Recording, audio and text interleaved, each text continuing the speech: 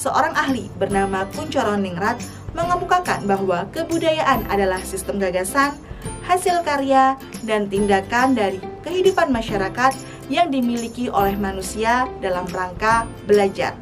Sehingga makna dari budaya itu sangat luas, bisa berbentuk gagasan ataupun pemikiran, kemudian tindakan, dan hasil karya ataupun barang dari manusia. Contohnya seperti tradisi, ilmu pengetahuan, atau tarian tradisional hingga senjata tradisional.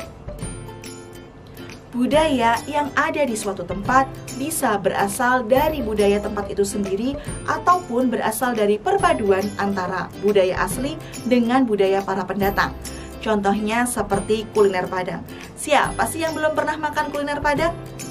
Kuliner yang enak ini merupakan kuliner perpaduan antara makanan khas Arab dengan makanan Melayu Palembang seperti nasi mandi dengan nasi minyak.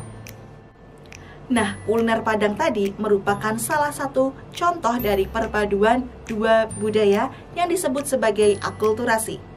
Akulturasi adalah perpaduan dua budaya atau lebih yang menghasilkan suatu kebudayaan baru tanpa menghilangkan ciri khas dari budaya-budayanya. Kembali lagi ke pembahasan tentang warisan budaya.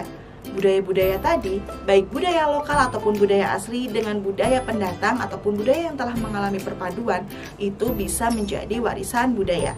Warisan budaya menurut Davidson diartikan sebagai produk ataupun hasil budaya fisik dari tradisi-tradisi yang berbeda dan prestasi-prestasi spiritual dalam bentuk nilai dari masa lalu yang menjadi elemen pokok dalam jati diri suatu kelompok ataupun bangsa.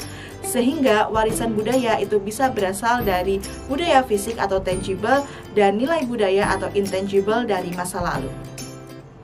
Adik-adik Sobat Eksis, yang harus kalian ketahui bahwa Indonesia sendiri adalah negara yang memiliki banyak sekali warisan budaya. Dan adik-adik, ada dua warisan budaya yang harus kalian ketahui, yakni warisan budaya benda dan warisan budaya tak benda.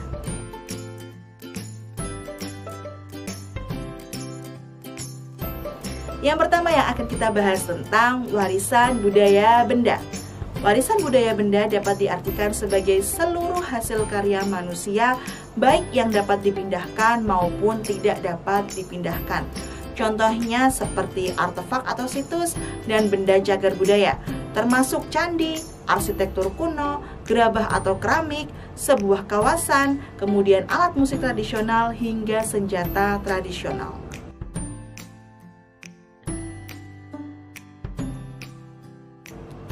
Yang kedua yang akan kita bahas yakni warisan budaya tak benda.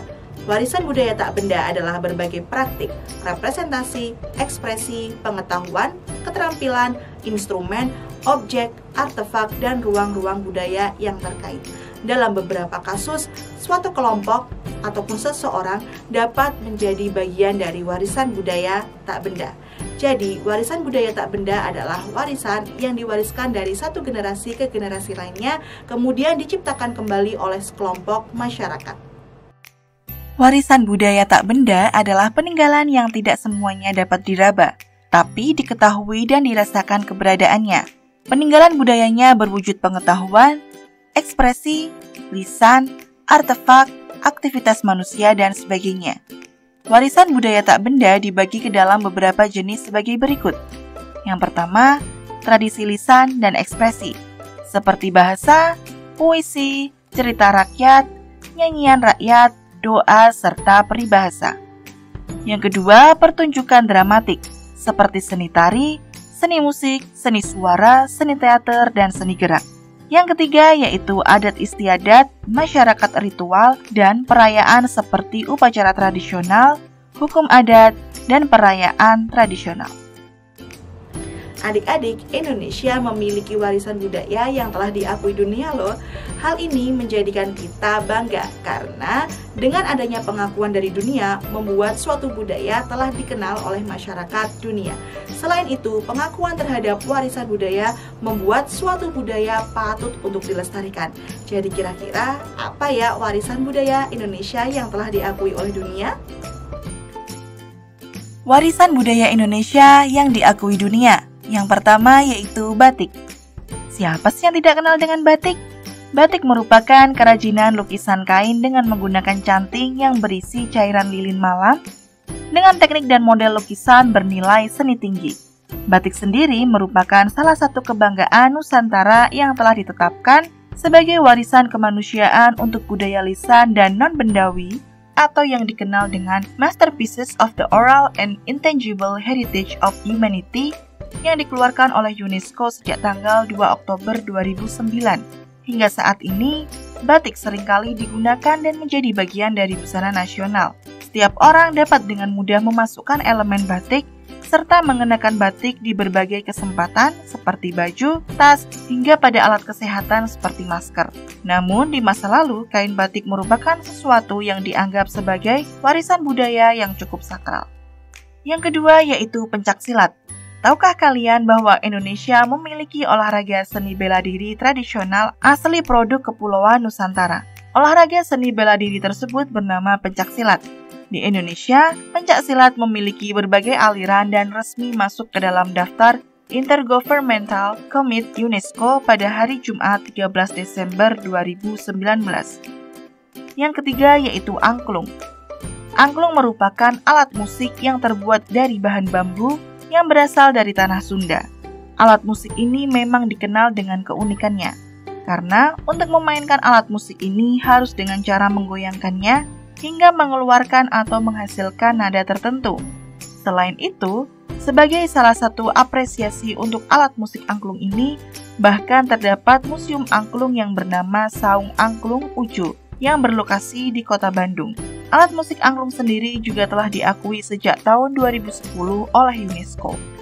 Dan adik-adik, masih banyak lagi warisan budaya Indonesia yang diakui oleh UNESCO, yaitu kesenian wayang tahun 2008, keris diakui tahun 2008, pendidikan dan pelatihan batik diakui tahun 2009, tari saman diakui tahun 2010, noken diakui tahun 2012, 3 genre tari tradisional Bali diakui pada tahun 2015, kapal pinisi diakui tahun 2017, pantun diakui tahun 2020, serta gamelan diakui pada tahun 2021.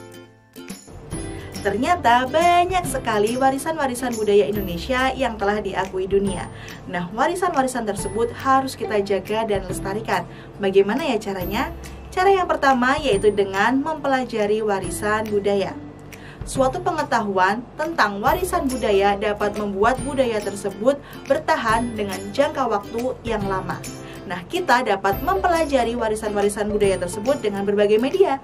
Contohnya seperti buku, koran, internet, ataupun bisa langsung ke tempatnya. Yang kedua yaitu renovasi atau pemugaran cagar budaya. Renovasi atau pemugaran cagar budaya merupakan suatu kegiatan untuk mengembalikan bentuk fisik dari suatu budaya sesuai dengan bentuknya, keasliannya, bahannya, tata letaknya untuk memperpanjang usianya. Contohnya seperti pemugaran Candi Prambanan. Yang ketiga yaitu memperkenalkan warisan budaya. Semua masyarakat Indonesia dapat berperan untuk memperkenalkan warisan budaya ke dunia internasional. Salah satu caranya yaitu dengan membagikan gambar ataupun foto dan video ke media sosial atau internet.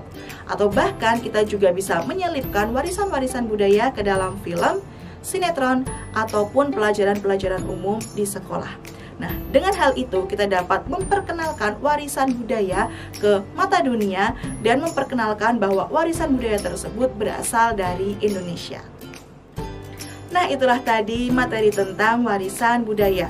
Mulai sekarang yuk kita jaga dan lestarikan warisan-warisan budaya yang ada di Indonesia agar warisan-warisan tersebut tetap ada dan diketahui oleh generasi-generasi kita selanjutnya.